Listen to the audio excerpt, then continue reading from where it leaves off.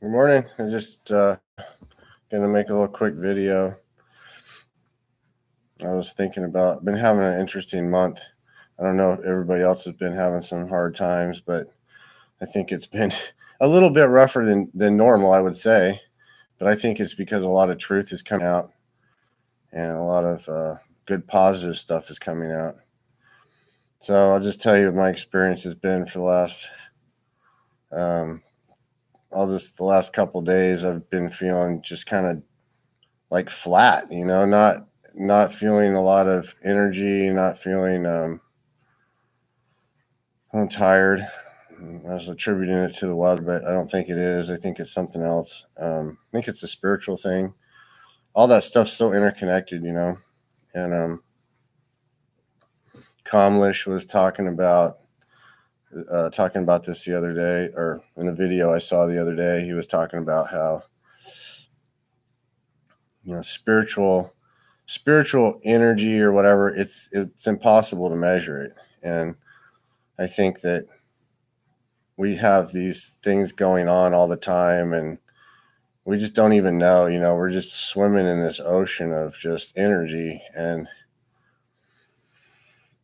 the more fixed we are in this physical structure, this 3D reality, the harder it is for us to fluctuate between these energy levels. And I think one of the things with doing a spiritual path of any kind is ultimately, you have to ask yourself, is this making me more flexible? In other words, is this making me lighter and more energized? And is it making more flexible in the big picture? Because sometimes in the short picture, it might feel like, we're not really accomplishing anything. We might look and go, oh my gosh, it's kind of like I always use the analogy of working out because I like to lift weights and um, show you the guns. Been working on those guys for a while. Um, the the reality is some days you don't feel good. Some days you can't lift maybe what you lifted last week. Your body's just physically not able to. It's not happening right now, and that's kind of how I feel with. That's how I feel with the spirituality and the path, whatever you want to call it, your spiritual path. It's going to have some downers. You're going to have some downtime where you don't feel like you've really accomplished a whole lot. And the importance of that is not to, honestly, I had a thought I was thinking about today, thinking about this morning, and it comes down to humility. This is what teaches us humility. Because if it was always really easy for us, it'd be like anything else. You something comes natural to you. It's hard to have humility. You think, oh, it should be easy for everyone, right? I mean, isn't that our natural response? Oh, I can touch my toes. Everybody should be able to touch their toes. Oh, I can do calculus. Oh, everybody should be able to do calculus. It's always come easy to you. You don't have the humility, which leads to compassion, which leads to universal love and unity consciousness. And that's the path. So there's going to be things in our system. We're going to hang that up along the way. We're going to get hung up on the mediocrity of it. Like yesterday I was feeling like I was at work and I just felt like, and I've been thinking about this last few days. I've just kind of been like, what is my point? I feel like a waste of flesh. I mean, I honestly feel like a waste of flesh. Like maybe there was some kind of mistake, I'm not doing anything. I'm not accomplishing anything. And I was talking with my friend at work, and because we talk about more, I feel like I can be more open with this person. And I was telling her how I felt, and she said, "Oh, because we've talked about spirituality and stuff." And she said, "Oh, you just don't know. She goes, you just don't know what your influence is in the environment. You don't have, it's hard to know what your influence is in the environment, and you might make a video and you feel like that's not helping anybody." Or you might go to work and you might feel like, oh, I'm not helping anybody. Just the fact you're there is lifting that environment a little bit. Maybe it's not much, but maybe it's enough to get it over the tipping point. And that's what I was thinking about today is, um, that kind of segues into the next thing, which is, when you have this humility, it allows you to open up to these higher frequencies, these higher energies. And the whole point of spirituality is to pop us up to a higher level than what we're currently at. And like I said, it's very subjective in our own ego sense, because on the ego level, we want verification. I wanted to be able to write down that I lifted 10 more pounds, or I want to be able to write down that I, got this much on my paycheck more or something. We always want everything verifiable, and spirituality doesn't work like that. This is where faith and, trust and building a relationship with God on a personal level is so important, because ultimately we can't know on the level of the mind. The mind just isn't going to be able to figure it out. Anyway, what I was thinking about is, okay, I might feel low, I might feel down, but the very fact that you're making an attempt to get this prayer or meditation or whatever your path is, maybe you do visualization and you visualize love and peace and stuff. Maybe you do, maybe you're doing a cleansing diet to clean your system out so you can have more energy and more liveliness. Maybe you're studying something. Maybe you're doing prayer every morning. Maybe you read the Bible. Maybe that's your thing. Maybe you, like I do heartfulness meditation every day, and I do that practice. And the bottom line is, it's moving you at a higher level than where you would be if you did nothing. That's what you have to get at, right?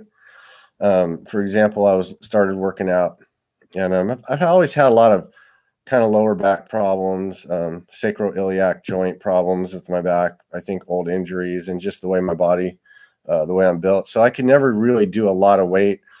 As a matter of fact, I had to shy away from doing like squatting and any kind of deadlifting or anything. So I got back into weightlifting about 8 months ago, and I started doing deadlifts again probably about 6 months ago, and I just took it really slow.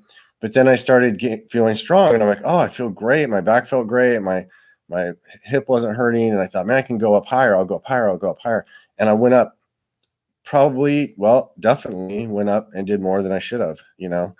I did too much in 1 week, and that 1 week where I did too much set me back for another 2 months. I had to start going to the chiropractor again. I had to basically start over with the deadlifting. I had to start over with the squatting. But what it did is it's a humbling thing, right? Because it makes you go, oh, okay, I have to respect and honor where I'm at. I can't be something I'm not. I can only be where I'm at this exact moment. And I think I've been having a lot of heart energy today, like right in my heart chakra, just really crazy. I mean, basically it started yesterday, because for the last month, I've been having this for like 3 weeks. I was having a lot of chest stuff and a lot of stuff on the right side, like right in here. And I attributed it some stuff I was going through. And then I started feeling it in the center of my chest today. And yesterday I started feeling a little bit over here. And then this morning I did my meditation, and I just felt it in my forehead, my chest, my head. I was just feeling all this energy, and so it comes and goes, these waves of energy, this energy coming in and going out and going in and going out. It's always constantly fluctuating, but it's always fluctuating to a higher frequency. So it might be going in and out, in and out, in and out, but it's going in and out almost like a screwdriver goes in. When you turn a screw, it's screwing in a little bit more. Each quarter turn, you're going in a little bit more, a little bit. And I think that's how that spiritual path is. It might feel like when it's turning that we're just spinning. we're not going anywhere. That's how I felt. I just felt dead the last couple of days, just like flat, nothing. Like it was weird. I had no energy sensations in my body. I felt like just like zero, like I had bottomed out. And faith is what keeps you moving forward. And then you have to have a little bit of tenacity. You know, you have to be able to say, okay, I'm just going to go through the motions. If that's what it is, I'm going through the motions. I do many workouts where I'm like, God, I don't want to work out. I do not want to work out today. And I just go, I'm going to go through the motions. But once I start, you know, at the end, I always feel like, oh, yeah, that was good. I'm going to drink my milkshake here.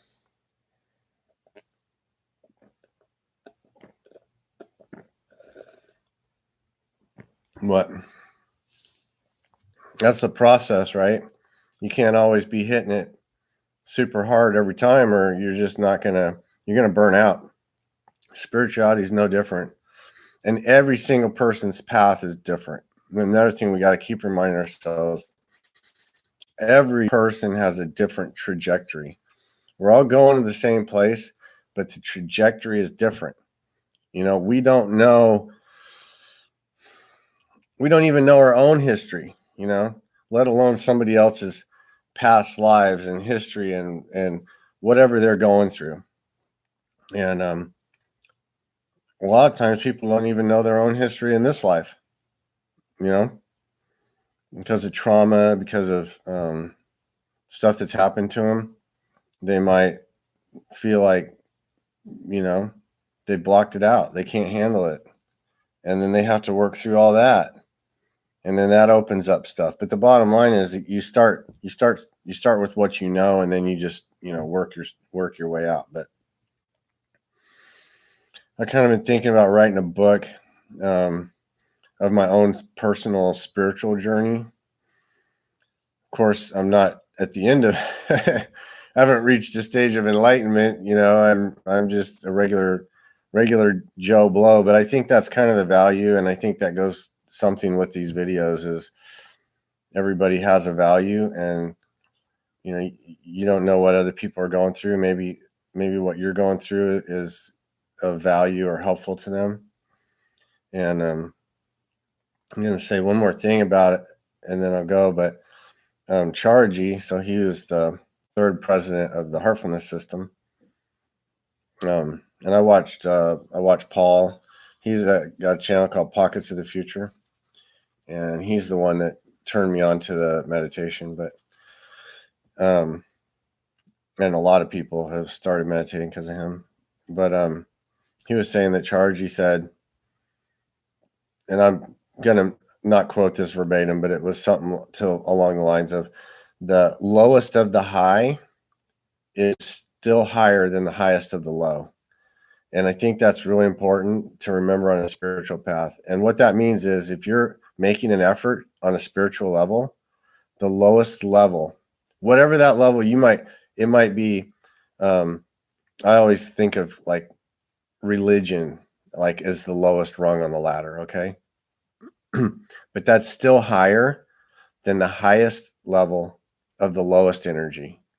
And I think that's important to remember, that everybody who's on the path is a brother and a sister. They're all moving towards a higher level of life. They're trying to move to a more godly level. You know, these are the same people that maybe out in traffic, they're, you know, yelling at you, giving you the finger. Might be a coworker who's, you know, upset, angry. Might be a spouse that seems to be mad at you all the time, or a child that's angry at you. The fact that they're in your realm, in your sphere, puts them at a higher level than if you weren't there. And that goes back to what I was saying before. Your sphere of influence, like my friend said, you just don't know. You don't know what it is. You might be affecting people and you just don't even know it. And sure, you could affect people negatively too. You know, you could go in and be rude to people, and you could, you know, have a bad attitude. And I follow a lot of people on Twitter who basically, they're like, you know, trying to like kind of pump people up and, you know, have a good attitude and things that define people, you know, just making forward progress and things. And I find that to be valuable too, because Sometimes you need a little inspiration, but that's about all I have. I'll see if I can download this. It'd be fun to do the live stream with some actual people on it, but I don't have enough followers, and maybe I'll put out a time that I'm going to do it and see if we can get a couple people on here. I'd like to say hi to G-Man. He's been going through a lot, recovering from his accident, and got in another accident. Luckily, he didn't get hurt. And putting out, prayers and love to him, and also all the other truth tellers out there. I've been following a lot of people. I really like Mark Taylor. He's a pastor that he wrote the Trump prophecies. I think that's what they're called. Excellent. I'm not a Christian, but I respect the fact that these I call them true Christians. They're not following the church. They're following what they think is right biblically. And I think there's a lot of value to that because I don't read the Bible. I'm not really interested in that yet. Or maybe I never will be. I don't know. It's not something I think it might be something, I might check out one day. But the fact that they're reading the Bible and trying to, interpret it on an inner level is, like I said, that's still a higher level than, not doing anything. It's still a much higher level than just doing nothing, for your spiritual progress. And there's just a lot of good stuff. The social media stuff's valuable. I think it's bringing a lot of people together. It makes people feel, less, and it makes them feel less isolated. And right now, it's a time of great isolation for the people who are growing, who are evolving, well, we all are, the whole planet is. The planet is an organism. It is a sentient being. This is a hard thing. We've been taught that it's not, like natural sciences and all this stuff we're taught in school. And we just view the earth as a resource, something to mine, something to harvest, something to, parasite off of. But the planet itself is a living organism, and it is going to, move to a higher level of consciousness. It is moving to a higher level of consciousness. It's kind of like we're just along for the ride. But in the real sense, we're not along for the ride. We're assisting it to rise up to a higher level. It's almost like, when they want to raise something from the bottom of the ocean, they'll hook up these airbags, and they'll pump air into these airbags, and it will lift the thing to the surface.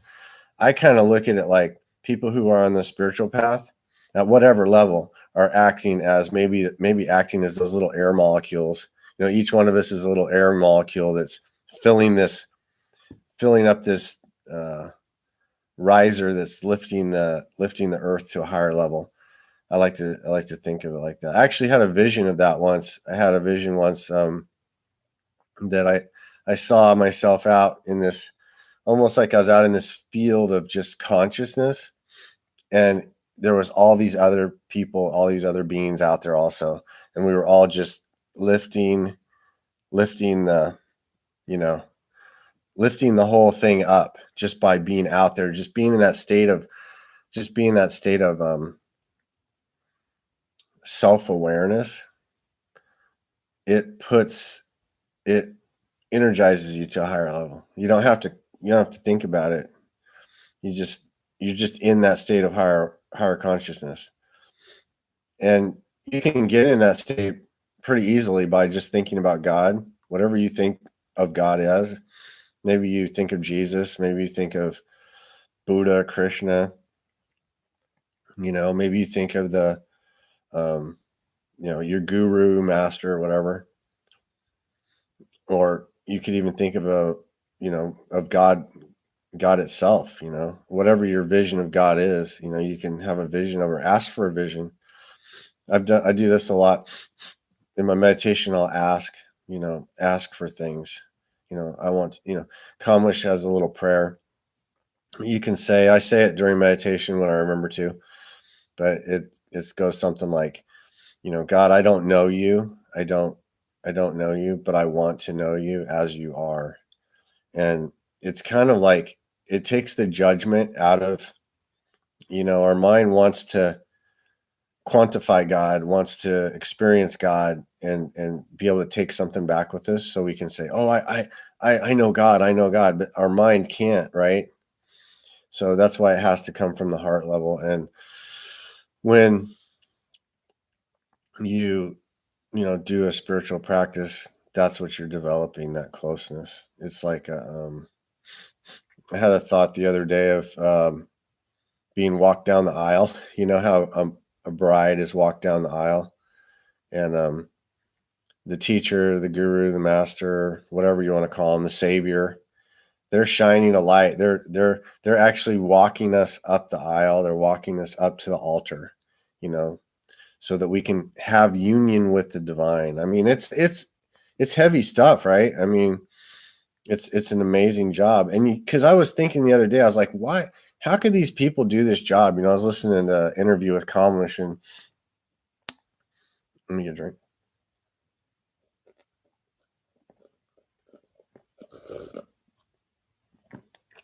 I put frozen cherries in my smoothie, and I can hardly drink it. It's too cold. And I was thinking, what is their motivation? I mean, this guy, Kamlish, he's just kind of like, he owned a bunch of pharmacies. I mean, he's a wealthy person. He could be on a yacht. I mean, he could be out. He could be out sitting on the beach. He could be in Hawaii. He could have a house in Hawaii, and he could be chilling, go out surfing or something, or go out on a sailboat. Why is he just sitting in this like ashram place, or just almost seems like he's not doing anything, right? I mean, from a relative level, he could be.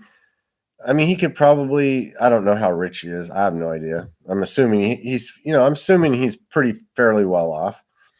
But I'm thinking, what is his motivation? And it's like love. It's love, and because on a relative level, we can never experience that kind of love. But we don't know. I mean, we have tasted glimpses of it, right? We might fall in love with someone, or we might, witness the birth of our child, grandchild, maybe. And we think, oh my God, that's love. When you see your child for the first time, wow, that's pure love. That's it, right? That's like a drop. That's like a drop in the ocean of the love that's out there, the love that's available. And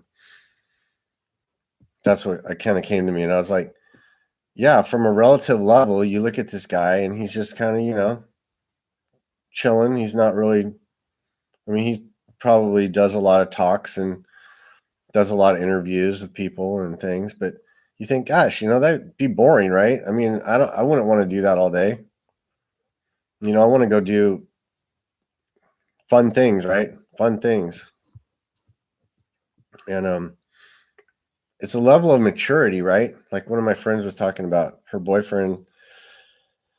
He wanted to go tailgating, and she's young, but she's like, I'm just not into that anymore. I mean, she goes, I'm not in college anymore. It's not something I want to do. But my, boyfriend's like, been out of college for like 6 years and he still wants to go tailgating. And it's kind of the condition of our world, right? People are staying in these infantile states. And if you're not in an infantile state, oftentimes you feel like you're the odd man out. You're not a productive, if you don't get off work and go drink 6-pack, you're not going to fit in with the crowd. You don't go out on Friday night and get drunk and go to the bar and listen to loud, obnoxious music and have cigarette smoke assault you. Something's wrong with you. It's an elevation, a lift of consciousness. You'll start to become attracted to the things that are more subtle, more sublime, because God's love is ultimately subtle. This is something I learned from Paul that helped me a lot. I always wanted to get hit over the head with it, you know. I thought, oh, I'm meditating. I want that experience. I want to have, you know, I want to have this powerful experience. I want to, and we're being protected from basically blowing our circuitry, you know. We're being protected. And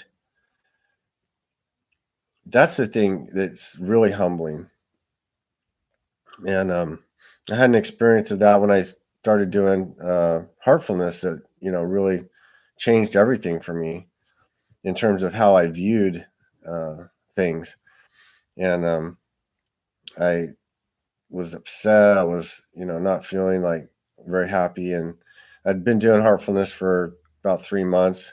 I started having I started second guessing myself, started doubting it. And even though I was feeling great results, I was feeling like it was really good. And I prayed to God when I said, God, if this is legit, you know, please, you know, send me a sign. I'm not asking for a sign, but I'm asking for a sign. You know what I mean? And it was really heartfelt and really from the heart. And I got up to meditate a couple days later. I was off work and I got up to meditate, and I got transmission from Kamlesh, and it blew my mind. I mean,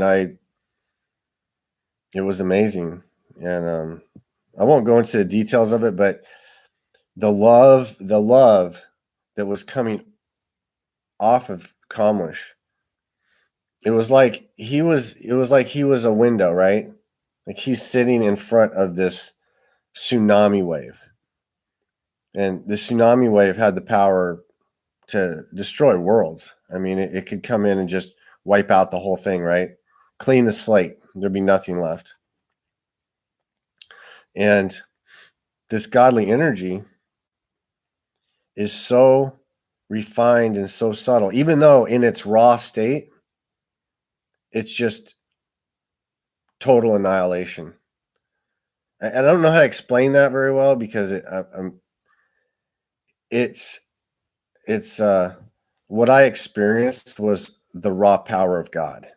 You know, maybe it's similar to like when Moses went up on the mountain and he came back and his hair was white and he was like, you know, and of course it was just a movie, but he experienced something so powerful that he experienced the raw power of God, the raw power. And so Kamlesh was acting like he was bringing the power of that down so that it could be sent directly to my heart personally. So that's when I think what motivates him, you know, how could he just do this? When your heart's open to that and you become a vehicle of that energy or whatever you want to call it, it's not even energy, it's something else. They call it pranahuti and heartfulness. Is the forceless force is what Babaji called it, the forceless force. And because it's so subtle, but it's so powerful. It changes things at a level that we can't comprehend with our mind. But anyway, the after effects of that experience, when I felt that energy coming to me, the after effects of it was it felt like I had been cleaned, deep cleaned. Like I didn't want to swear anymore. You know, I didn't want to have, you know, impure thoughts. Of course, you know, that lasts a little while. And then you go back to kind of your old self and your old personality. But it changed me. It made me more sensitive to that. And it showed me something very valuable. And that the valuable part was that you can't take all of that energy at once because it would erase who you are. And I found something analogous to this or similar to this in near-death experiences. So the experience I had, what's cool about when you're doing a meditation system is you can take the experience you have, and when you start looking for validation, you'll find it all over the place. So for some reason, I kind of got back into doing near-death experiences, reading about them, listening. And I have a channel I listen to on near-death that has people, as an interviewer interviewing people. It's pretty good. It's I've listened to most of them already, but a lot of times when these people have these near-death experiences, they go through, there's phases of the experience, okay? So they'll first leave their body and they witness everything that's going on. Then they'll move into this zone of almost like, kind of like pure nothingness. Not necessarily good, not necessarily bad. Some people have experience. Some people hear, demonic voices or things. Then they see a light and they go to this light and they do a life review, right? A lot of them do a life review at this point.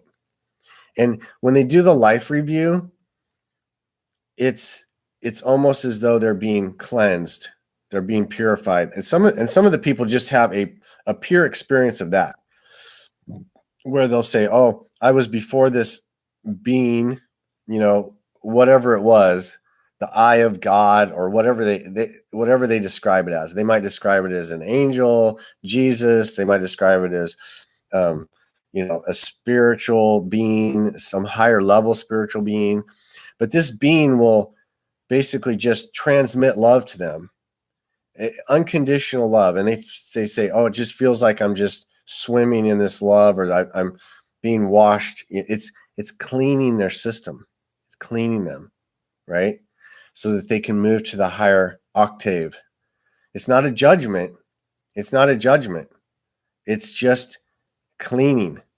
You don't, you don't go out there and there's no judgment. That's the thing that really, I think, really blows people's minds. Judgment is an ego thing. We judge because we live in a world where if you don't judge, you're going to be in trouble. If you're not paying attention, you're going to get eaten by a lion, or mugged, killed, or whatever. You've got to pay attention. Therefore, you need discernment, which becomes judgment. And it's not an unnecessary thing. People think, oh, I want to walk around and be all enlightened and all. I used to live at MIU, Maharishi International University. I worked on staff there to get an advanced technique, the cities program with transcendental meditation. I did transcendental meditation for years and years and years. And sometimes the people there would just act so stupid. They don't be walking around like all, they were doing so much meditation and so much purification, I guess you could say. They really weren't functional, they weren't really functional in the world. And it's not necessary to be like that. You want to be fully functional. You want to be combat ready at any moment, in the physical world. You could have a natural catastrophe. You could have something happen, good things too. You might want to play with your grandkid. You might want to play with your kids. You need to stay physically fit and you stay sharp, combat ready. Be ready to go to war if you have to. This is the thing about spiritual people. They think, oh, I'm too subtle. I'm too refined. I'm too purified. I'm too pure for all of that. That's a bunch of bullshit. That's a cop-out is what that is. You got to get your ass out there on the line. You got to be ready to go down. You got to be ready to go down fighting. You have to have that kind of tenacity. Babaji talked about, wanting to have lions. He didn't want the sheep. He wanted the lions. He said, I put this out there to people. I put it out to everybody. And I'll track some sheep because they think it's going to be some kind of easy thing. But he said, what I'm really looking for. And I had an experience one time with Babaji. Well, I was meditating And I tell you, sometimes I ask for, I ask for things. I don't think it's a bad thing to do. Ask God. God, I asked Babaji, can you please show me, show me what you mean by this, higher level, or I was reading something in this book. And I went into like a really deep meditation. I was just really, really deep. And I was in this like golden, but I didn't even know where I was at, because your mind falls away as you get closer and closer to this source energy. You what we call our personality, our ego, our mind, it can't go there, right? It can't experience it. This is why people that have near-death experiences have a hard time describing it. Sometimes it takes them years to even be able to talk about it. Not just because society isn't open to it, but because they really haven't figured out how to even explain it, But I felt like I was really, really far in, like source. Like it was just if I had to describe with my mind, I'd say it was really just this golden clear, almost a white light behind that, like a really light gold. But the part of the experience I remember is as I was pulling back from that place, I saw this giant lion's head. It was a very faint, very subtle, like it was the face of a lion. And as I pulled back a little more, the face of the lion turned into Babaji's face. How mind-blowing is that, right? Holy shit. I was like, wow, that is amazing. But it was so refined and so subtle. When I had the experience, I was like almost, how you're almost like in this, like almost like in a sleep state. You're so subtle, you're so almost out of it, But it was legit. I mean, that's what it was, right? And what else could it be? But that was an example of that. And he was showing that lion because that's what it requires. The heart of a lion. You have to have courage. You have to have faith. You have to have tenacity, persistence. You can't just give up because, things get a little bit dicey. That's when you dig in and start kicking some ass. And that was the whole point of this whole video is, I was feeling down, feeling like, man, I don't know what I'm doing. And I start thinking, oh, maybe I need to do maybe I'm doing the wrong career. Maybe I need to make more money. Maybe I need to, what is it I need to do here? You just keep going forward. That's all you need to do. You don't need to do anything else. You don't need to be, anything else. You just need to move forward. One step, one step, one step. Keep taking steps. Don't quit. Don't give up. It's okay to get down. It's okay to feel flat. It's okay to get flattened out for a day or two. It's okay to feel depressed, but don't just realize it's part of humbling. It's a humbling experience, right? Because if we were in a state of euphoria, say I started doing heartfulness meditation and I had an amazing experience and I just went running around and I was just like, oh my God, everybody's got to do this. Would that really be helpful? Would that really be useful? No, it wouldn't be useful at all. I'd look like a jackass. I'd piss people off. I'd be making people angry. God, she would shut up. Nobody wants to hear about his bullshit. That's what people would think of it, right? It's bullshit. That's not how you approach it. That's not how you do it. You do it through humility, the deepest, deepest humility.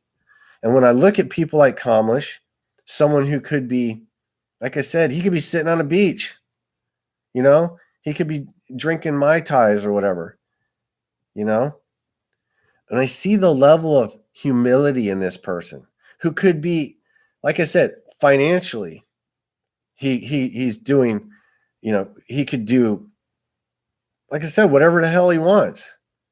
But he's an integrated person, right? He's fully integrated into source, connected. And like I said, when I had that experience, it removed all doubt. I couldn't doubt anymore what he was or what he represented, right? He's not the source. He is just helping to dial that energy down and send it to us. And I think it's natural. This is a natural state. We're supposed to be in this state. We're supposed to be in this state where we're just naturally receiving transmission.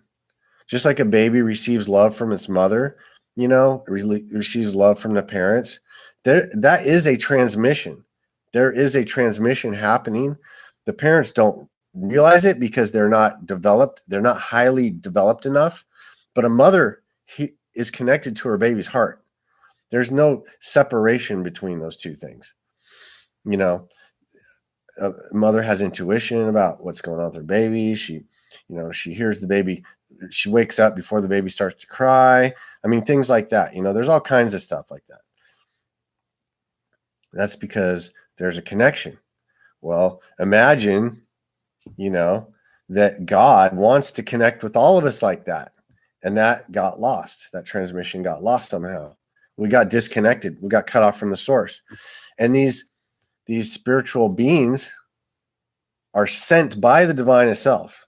They're sent by the divine power to reintegrate us into that system, to hook the circuit back together. Right now, see, as the planet moves up and shifts up in frequency, I don't like to use those terms, but as it's shifting up in energy, getting closer to God, it moves up to a more godly state. It's going to reconnect all these circuits. All this circuitry is being reconnected. All this stuff that was removed, it is coming back together now. All this was pulled apart somehow. I don't know how. It doesn't matter. But the coming back together of it and the lifting of it to a higher level is the ultimate glorification of God, right? Because it's not possible, right? On a physical, if you're talking about the mind and you're talking about, spirituality,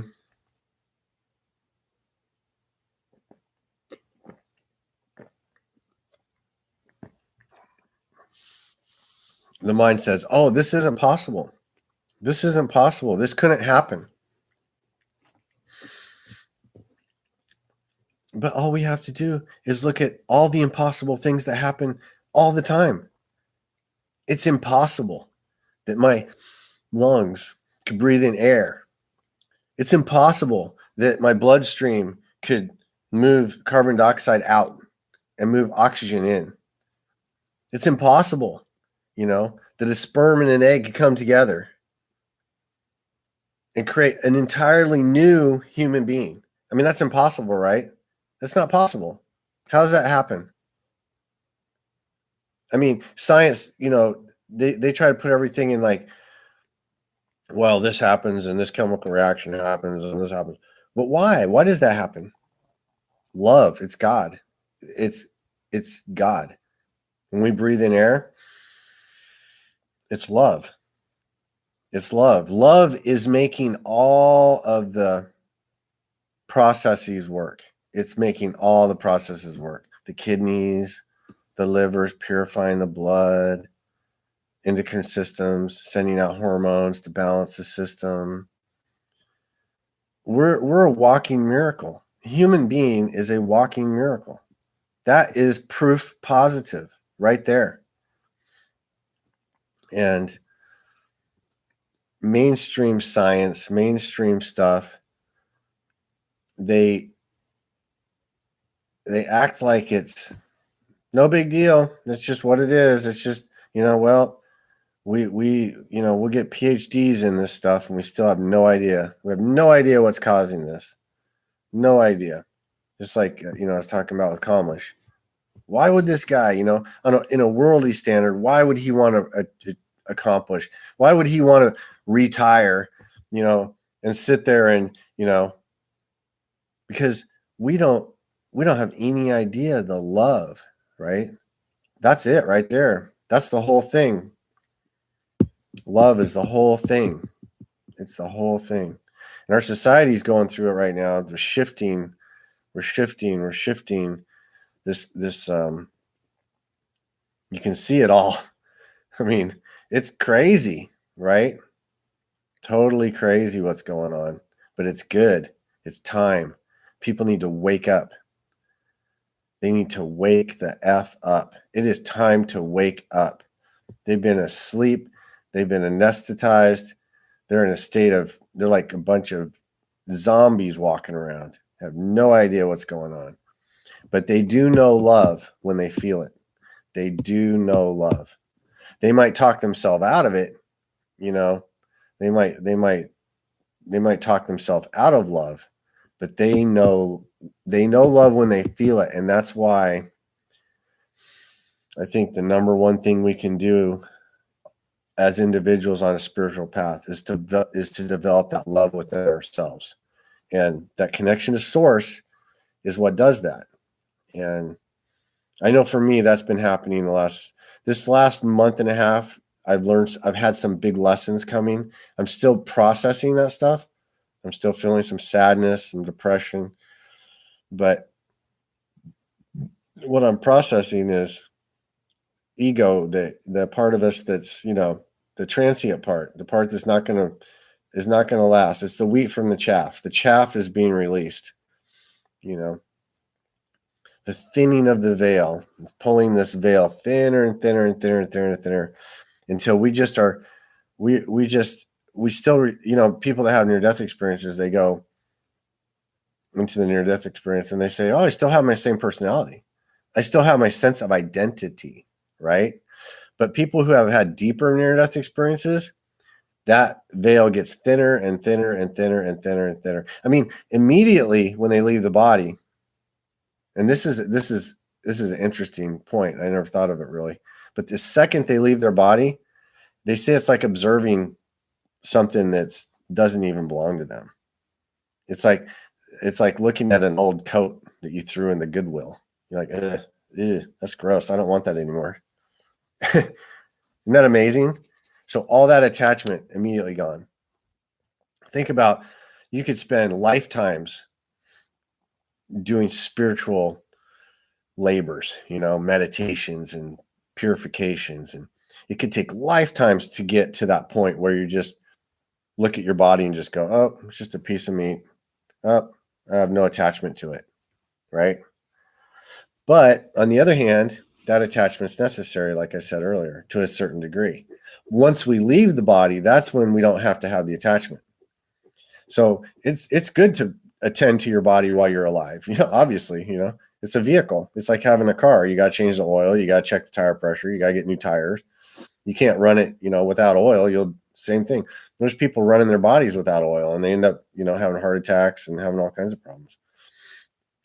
Anyway, that's long enough. I hope we can get this transmitted. I'm sure no one will watch it. Have a good day.